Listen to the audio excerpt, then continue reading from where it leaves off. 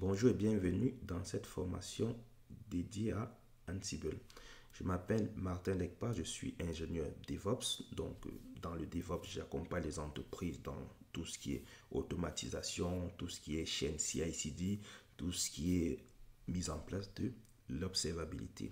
Et bien évidemment, à côté de ça, j'accompagne aussi les entreprises dans l'aspect plutôt formation. Et donc, durant cette formation qui est dédiée à Ansible, déjà, ce que je peux dire autour d'Ansible, c'est que Ansible est une solution d'automatisation.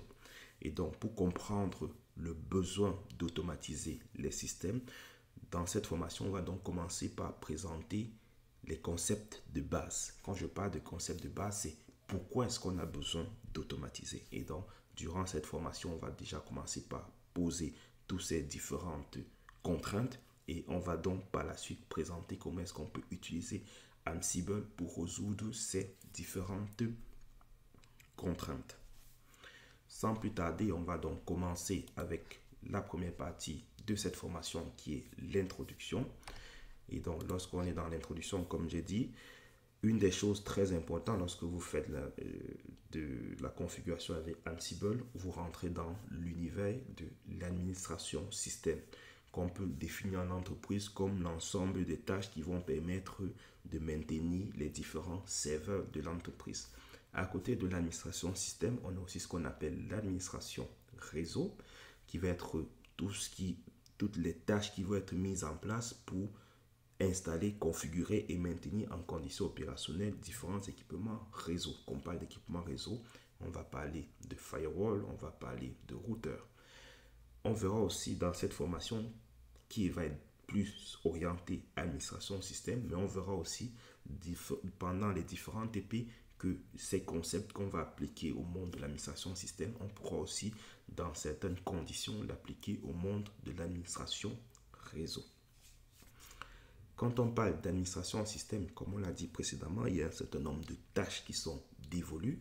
Il y a notamment l'installation et la désinstallation. Bien évidemment, lorsqu'on lance un projet, il faut installer les serveurs. Lorsque le projet se termine ou lorsque le projet est abandonné, bien évidemment, il faut désinstaller. Donc ça, c'est une des tâches assez récurrentes lorsqu'on est dans le monde de l'administration système. À côté de ça, une fois que ces éléments sont installés, il faut les configurer. Quand on parle de configuration, c'est quels sont les logiciels à installer sur les systèmes, comment est-ce que ces logiciels doivent être configurés, et donc tout ça rentre dans ce qu'on va appeler la configuration.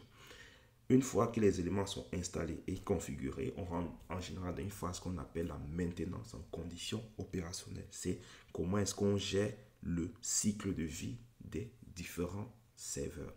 Dans la gestion du cycle de vie, un élément qui est assez récurrent, c'est notamment les problématiques de mise à jour. Pour des raisons de sécurité, il faut avoir des systèmes qui sont régulièrement à jour. Pourquoi est-ce que les systèmes doivent être à jour? Tout simplement parce que si vous ne mettez pas votre système à jour, vous avez des risques de sécurité. Si vous ne mettez pas votre système à jour, vous perdez aussi les évolutions qui sont apportées par les nouvelles versions.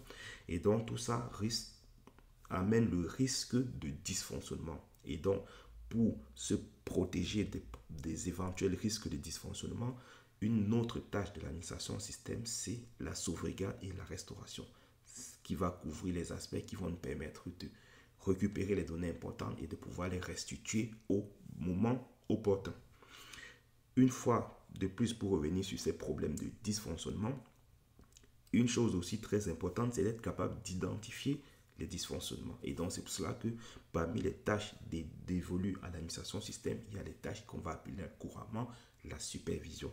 C'est comment est-ce qu'on va mettre différentes sondes sur nos différents systèmes pour pouvoir être alerté assez rapidement lorsqu'on a un dysfonctionnement.